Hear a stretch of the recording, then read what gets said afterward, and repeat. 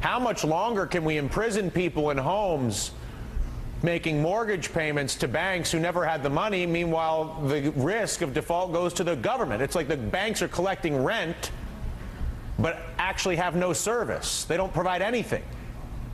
You know, one answer would be a well-executed, well-planned, and effective mortgage modification program. And under the TARP, there has been a $50 billion initiative announced, but unfortunately, it just hasn't had much of an effect. Only 165,000 permanent modifications in almost 16 months from the portion of the program that's TARP funded. That would be one area where we could give help to homeowners, but it just isn't happening.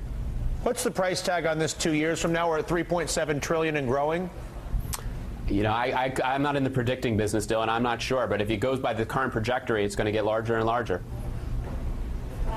I want to give you a little reaction from some of the politicians. Darrell Issa, obviously, very interested in his perch in the House, says the following.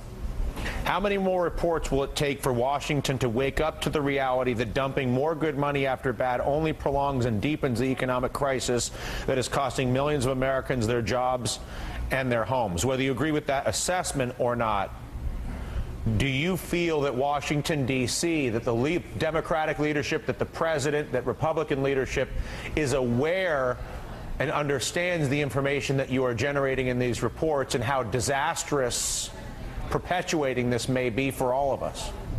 Well, that's, you know, one of the reasons why we do these reports and why what our role is to bring transparency, is to make sure that the American taxpayer who fund these programs has that knowledge, knows exactly what's going on, so that their members in Congress, like Representative Issa and others, know what's going on, and ultimately to make sure the White House knows exactly what's going on, and that we can have this informed debate. And that's what we try to do with these reports, is to make the debate more informed, so everyone has the same tools and we can have discussions like